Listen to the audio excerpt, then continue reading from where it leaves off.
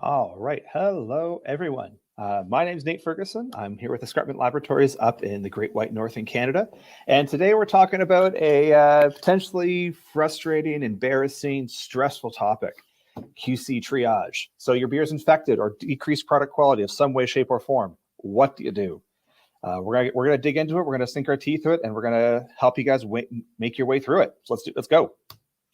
So today's talk is going to be kind of uncomfortable. It always is. We are talking about the times that we have made a mistake, the times that we have caused our beer quality to be decreased.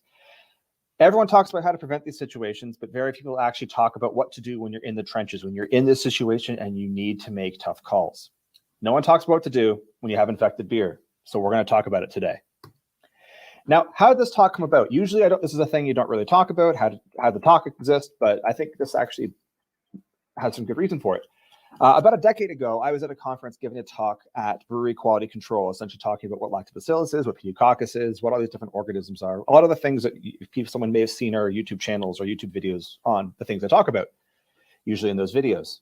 And I'm talking about this, and the kind of standard adage slipped out of my mouth that I had never really ever thought about it. And that was, if it's infected or you have poor quality beer, the beer's oxidized, the beer's been damaged in some way, shape, or form, get rid of it, dump it. And then two brewers in the back, rightfully so, chipped up and they said, hey, if I do that, I'm not going to make payroll this week or this month. And they're right. They're absolutely right. A lot of brewers do not have the ability to simply dump beer and still make ends meet. That's not a viable option for them. And that's what spawned this topic out. It's a very important topic, and it's a situation that we all find ourselves in. This is not an uncommon situation. We always find ourselves in non-ideal situations. So today, the focus is, how do we make the best out of the bad situation? It's raining. Let's go play in puddles. So today we're going to talk about a few different things. We're going to talk about shelf life issues. We're going to talk about the main culprits of this. We're talk about oxidation, contaminations, mainly being bacterial, lactobacillus pediococcus, and then finally diastaticus. And then we're also going to talk about flavor instability issues, mainly being diacetyl and alpha-acetylactate. We're then going to talk about the difference between kegs and cans and shelf life and the inherent risks they each pose to you. We're talking about some potential solutions, mainly being, we'll see those on the list. And then finally, what to do, how to choose your own adventure. Now, there's another just kind of asterisk to put on this before we really dig into it, and that is that this is a big topic. It's just not a small topic. We're going to be at this for about maybe 30, 40 minutes today, and we're scratching the surface. That being said, there's a chance that we might turn this as Escarpment Labs into a little mini series, just like that we post on our YouTube channel. So if you're interested in this, look over there. You might see more. So yeah, and with that as a kind of phrasing, one of the first things I always hear whenever we start talking about brewery quality control or beer quality or things like that is, oh, I've never had a quality control issue. I've never had a contaminated batch in my brewery. I want to use some crass language there, but I believe that individual to be incorrect. In my opinion, there are two different types of breweries. There are breweries that know they've had quality control problems and breweries that do not know that they have had quality control problems. All breweries have quality control problems, just whether or not you're aware and conscious of it is the question. We've been doing QC for clients all across Canada and in the States, and yeah, everyone has QC problems. Whether or not you're aware of it and have your eyes open to it is a completely different question. So we're not idealists here. We're not going to try and work in a perfect situation. Things happen. Everyone makes mistakes. We're going to get into how to fix it and where to find the middle point. So if your beer's contaminated, your beer's damaged, what do you do? Now we're gonna be kind of founding all of our questions, or we're gonna set the foundation for this question based on the answer to three questions. I think every single brewery needs to answer these questions for themselves because every single brewery's value proposition is very different from each other. Maybe not very different, but fairly different. And those three questions are this: understand the risk that the product poses to you. It's going to change based on the nature of the product and nature and the issues. So we're going to get into that. Understand what your value proposition is. That's number two. And then number three, the most important one, arguably, what can you afford? Because if you don't sell this beer, if you fail to sell this beer and you can't make payroll, this whole question becomes a lot easier. You probably have to sell the beer. So let's break it down. Now, all of this is understanding risk. Regardless of what we're looking at, we are always just trying to understand how this product is going to potentially damage or benefit you. Whenever you release a product into the market, it poses a risk to your brewery. If the product is poor quality, it's going to hurt your reputation. If the product has the potential to hurt someone else in this form of potentially diastaticus or a bursting can, or say a skid malfunction or can malfunction, you might get sued, which is worse. And if the product isn't shelf stable, it may cause you a lot of money to have that thing recalled. These are all potential risks that your product poses to you, and something that a lot of people are not conscious of. So with that, we're going to jump straight into the different ways in which the product can become, lower quality. Now, the most common one is staling. This is just oxidation quality or oxidation pickup. So oxidation we kind of see as this iconic flavor compound called trans 2-nonenal. It's a kind of papery, cardboardy characteristic inside of beer, which is due to the beer picking up oxygen throughout the process. Now, depending on where this oxidation happened will depend on how we handle this. If this oxidation pickup happens, say, in the transfer between your fermenter to your bright tank, a lot of the other things we're going to talk about aren't going to really matter. There's some things we can start doing it, but the product itself is a lower quality. Now, unfortunately, the bottleneck for a lot of these products, or the place in where a lot of this oxidation happens, is your packaging line, especially canning lines. So you really got to make sure you tighten that up. If you have oxidized cans, we'll talk about this soon, it's difficult to deal with them. Now, this flavor instability being like this kind of paper oxidative is more iconic for lagers, but when it comes to IPAs, the most common beer that's currently brewed, it can often cause this, which is delightful. It's lovely to look at. It's this kind of chonkiness, this kind of particulate that's inside of the beers. This is mainly due to oxygen causing free radical chemistry to occur, and the polyphenols start binding to the proteins, resulting in, instead of haze, resulting in sediments. And depending if the beer was really hazy beforehand, this can cause a large amount of sediment. Now, in the case of both oxidation or kind of settling like this, and the flavor instability, this gets worse with time. It gets worse with time. I'm going to say it one more time. This gets worse with time. If we let this beer sit around, these situations are going to get worse. So in an ideal situation, if we were trying to keep the product quality as high as we possibly can, the easiest solution for this is to make sure the product is consumed as soon as possible. We'll talk about how we can kind of potentially logistically or mechanically do that. But time is a big one. The other one big element here is temperature. So when we start looking at how these sort of reactions occur, if you have a beer that is, say, going through hot and cold cycles in what we have here in Ontario is the LCBO, the Liquor Control Board of Ontario, which we're not going to get into that, just wherever your beer is being sold in the U.S., where it is in the 3-tier system. If the longer your product is, or the longer your product is hot, the more likely this is also to occur. So we can determine or kind of choose how we sell the beer, what format we sell the beer in, to try and minimize this from occurring. So oxidation is one of the biggest ones we see. Well, the next ones we see is bacterial, and this is mainly in the form of lactobacillus. Now, lactobacillus we use intentionally with kettle sours. However, we will unfortunately accidentally use with cross-contaminations. Now, this is more of a common when we look at blonde ales, beers that have very low IBUs, in which case the beer will very slowly become more and more and more sour.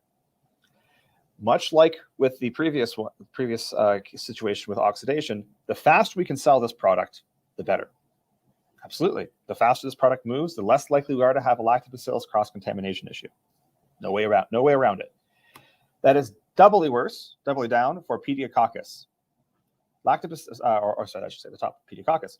Pediococcus' main subspecies is called Damnosus, and it deserves that title. Absolutely deserves that title. But Pediococcus can be terrible. If your beer is in the industry in the ecosystem for, say, 3 to 6 months, it can start getting this very ropey substance that you see on the right-hand side, where the beer literally just becomes more viscous or jello-like, which is not great. And then the worst one, which is kind of one of the organisms we see on everybody's mind, is Diastaticus. For a quick primer on this, Diastaticus is a yeast strain that is able to consume sugars that are not normally consumable by normal Saccharomyces cerevisiae or Pastorianuses. They do this through a production of glucoamylase, which breaks down dextrins, breaks down starches, breaks down maltoquatrulose, pentulose, hectulose, all the different sugars that are left over in beer at the end, it will consume. Now, if we have a Diastaticus cross-contamination issue, whether or not we sell this product, if we sell this product quickly, it's better. But the risk that this product poses to our brand if we have this in, say, a grocery store or a corner store or whatever it is, can be huge. It's even worse if we have skids of this stuff somewhere and the cans somewhere in the skids start exploding, resulting in the whole skid to become unstable and then falling. We had an issue with that in Ontario with a brewery, and that caused a warehouse issue that was very expensive for that brewery. So diastaticus is really bad. It's very, very bad. When we start trying to answer the question, what risk does this product pose to us? I want to just do a quick summary on this. So for stalling, the risk that we're looking at a reputational damage here. We are looking at the product is not a high quality. The beer does not taste as we intend it. We are looking at a reputational hit. When we look at lactobacillus or pediococcus, again, we're looking at a flavor instability issue. We are looking at something where the product is not going to be as high quality or even close to high quality as to what it was supposed to be, in which case the client has purchased a product from us and we have essentially lied to them. We're not going to get sued, but we've definitely damaged their reputation. In the case of diastaticus, we can get sued, to be blunt, which is not good. It's not good at all. The last one I want to talk about is this, and this is diacetyl and alpha-acetolactate. So for those who followed our YouTube channel at Escarpment Laboratories, we're a big fan of what's known as the forced diacetyl test. So this is a situation where a brewery's beer in fermenter, in cellar, in bright tank tastes great. There's no diacetyl to it. But little did they know they had the specter of alpha-acetolactate present in that beer, which when that beer then picks up a little bit of oxygen due to packaging and hits some higher temperatures due to, say, grocery store shelves that are non-refrigerated, all that alpha-acetolactate turns into diacetyl, which is a very high flavor impact. This diacetyl can be then reabsorbed by the cell. However, if the cell is no longer there because the beer is packaged, this reuptake is not going to occur. There's a wonderful test you can do, which you go to our website, you can find more information on, called the forced diacetyl test. This will tell you whether or not you can handle this or not, or sorry, how to handle this in your brewery. So with all that together, we've kind of identified what risks each individual kind of type of or common issue we see in breweries is going to pose. I want us to now do a quick little pivot. We're going to bring these two back together at the end, but we're going to take a quick little pivot and just kind of talk about the different formats that we typically sell beer. Now, I have left bottles out of this intentionally because bottles, at least in Canada here, have become uncommon, at least when it comes to most beer manufacturing or beer packaging. So we're going to look at kegs versus cans. Now, there's a few benefits, and pros and cons to each. So look at kegs. The big pro here is that kegs are most likely to stay cold. They are far more likely to remain cold throughout the entire longevity or the lifespan of the product. They're also more likely to move faster. Keg beer typically is consumed in pints. Someone at a bar or restaurant may consume several pints in a day. From a velocity at which our throughput standpoint, you're going to move more volume via kegs. Now, the con here is that you have a limited market and you're kind of region locked, but the product is going to move at a faster rate. Now, for cans, the pro is that you have giant market access. You have essentially anyone can buy cans, and mainly because home consumption becomes a thing. But the con here is that you may have cans or bottles stick around on some grocery store shelf for 6 months or to whatever your shelf life or expiration date on that product is. It's also more likely to be warmed up. It's also more likely to have QC issues due to all of this. To give you a bit of a summary on this, let's go back 2 slides, kind of do the side-by-side. If I have say, lactobacillus cross-contamination issue. So I'm in the brewery. I've noticed I have a little bit of a lactic contamination in this beer. We're going to handle this beer as we normally would. I'm going to put some of it into kegs and I'm going to put some of it into cans. We're going to start bringing these two topics together. The beer that's left in kegs is going to be functionally cold for most of its life cycle. It's going to be consumed faster, and the chance that lactobacillus is actually going to start wreaking havoc on the flavor stability of that beer is going to be a lot less. If we're looking to overall decrease the risk that liquid poses to our brewery, kegs are the way to go. Let's go with the next one. That was lacto. If we have oxidation, same thing goes for oxidation. When we warm that product up, especially go hot-cold cycles, we're going to increase the rate at which we have staling, and whether it be haze removal or we have flavor instability from transternonial. In kegs, we're going to minimize all of that. So the risk that oxidation has on damaging our product is going to be less in the higher throughput liquid version of kegs. If I put those things in cans, I'm probably going to have more oxygen pickup just because it's a can. But any sort of issues or damage is going to be more profound. It's going to have a bigger impact. Now, this also extends when you start looking at diacetyl. The diacetyl is not likely to heat up and break down. We're going to probably have lower DOs and colder temperatures with kegs than we have cans. If we are, we're looking at diastaticus, this is the worst one, in my opinion. As a side, I am far more worried about diastaticus than I am Brettanomyces. Brettanomyces contaminations, they're bad, but they're manageable. Diastatic can be, lawsuit inducing. So I'm always a bit more worried about those. If we have diastaticus in our beer, and we put it in a keg, it's going to cause a QC problem in a few weeks, probably, or maybe a week. But if the beer is already consumed, it's irrelevant. If you have the kind of summation here, or the point I'm trying to get at here, is that if you have a QC issue, whether it be oxidation, whether it be diacetyl, whether it be cross-contamination of bacteria or Saccharomyces or diastaticus in origin, a keg is going to intrinsically be a more safe format for you to sell this beer. There's no way around it. If you have one of the things that we see a lot of breweries do is if you have a contamination issue in a beer, or you have some sort of quality issue in that beer, put the beer in kegs. The kegs will move faster. The kegs will be pushed through at a faster rate. The risk that product in a keg poses to your brand or to your brewery is a lot less than it is when it's in a can. And hard stop. So with that, we're going to move on and kind of start going into some other different areas. So there are also other solutions we can have if we know we have a product quality issue. So the first one is to keep things as local as you possibly can. The closer you can keep the product to your brewery, the less likely it is that this is going to be damaging to your brand. First off, the people in your local environment are more likely to be more loyal to your brand, simply because you probably have a better relationship with them because you're local. The closer you can keep things as possible, the easier it is if you do have to do a recall, or you have to go back and talk to someone, or someone has an issue, you're more easily able to address it. If you sell the kegs as close to your brewery as possible, the chance of them having, say, a warm-up or a hot and cold cycle or a re-fermentation issue in transit, a lot less.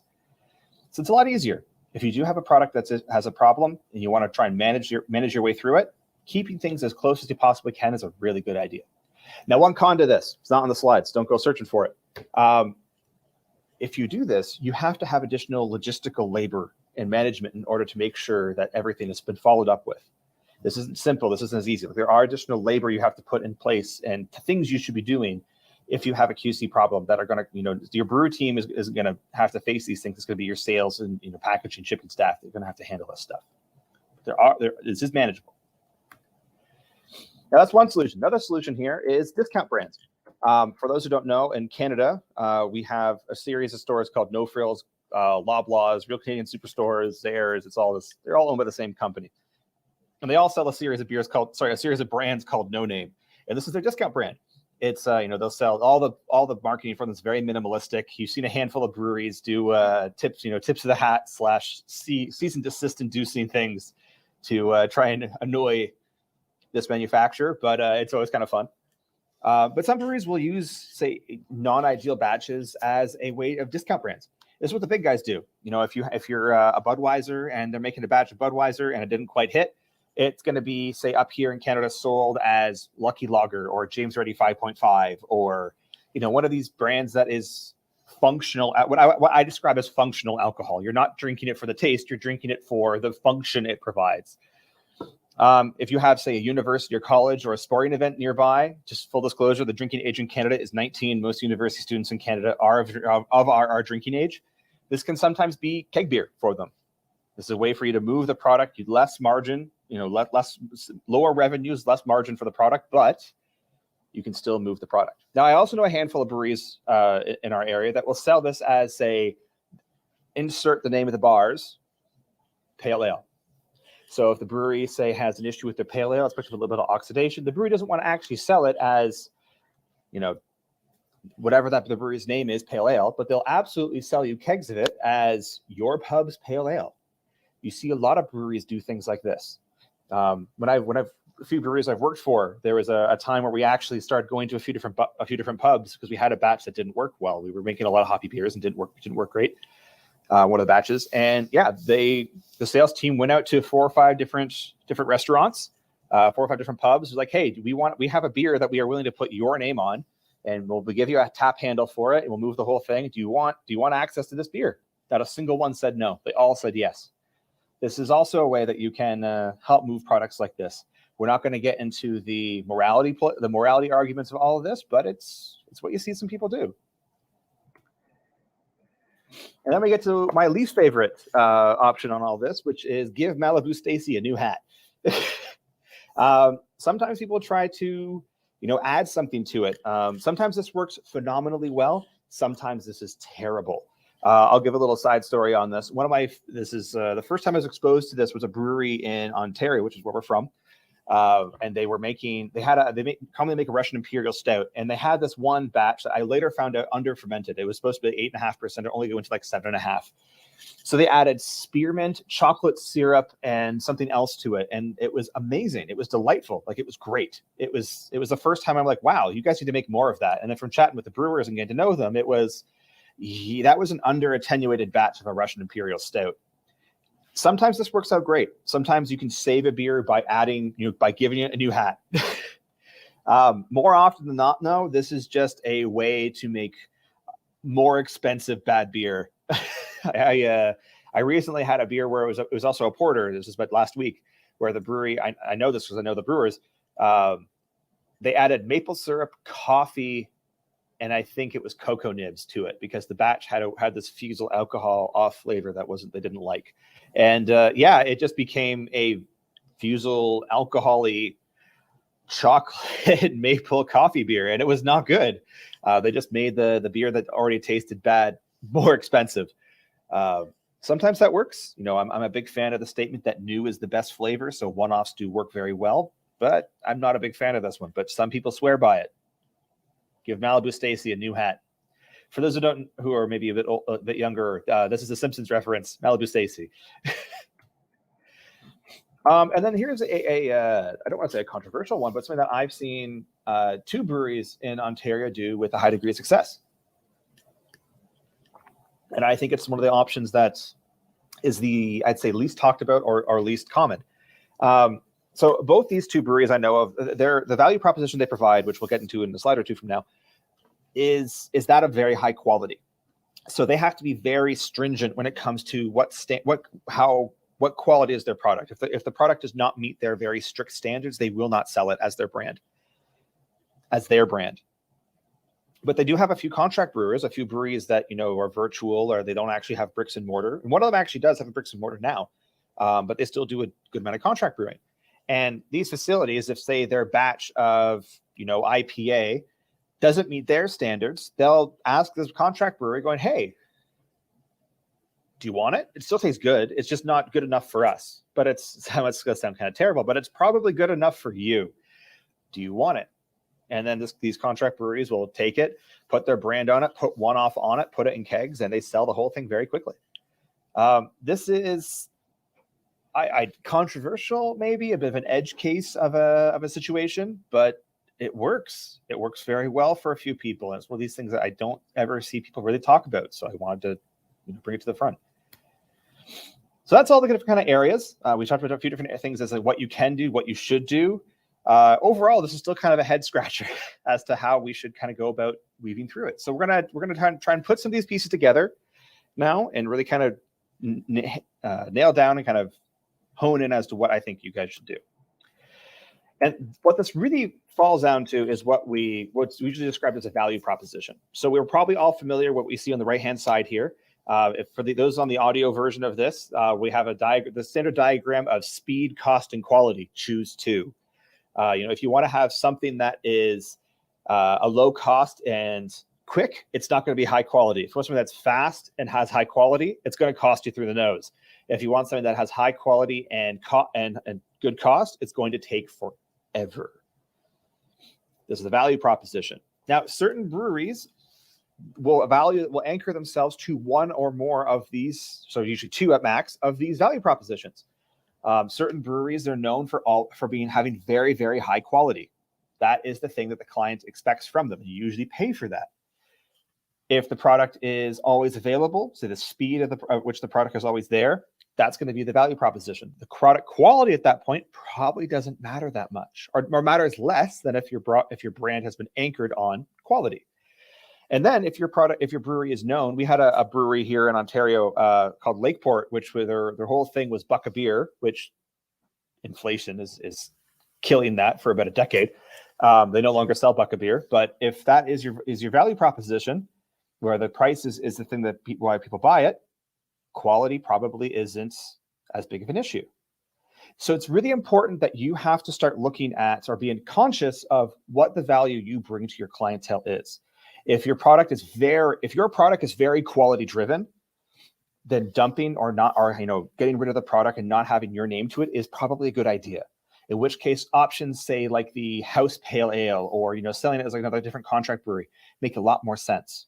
If you are a brewery where, say, availability or locality is more of the value proposition that you bring, then the quality variances in quality are probably more accepted. They're probably more temperamental. I'm not going to name names on this one, but we have a brewery. There's a few of them in Ontario. I love this area, and like this, I'm talking as someone who falls for this, and this works for too.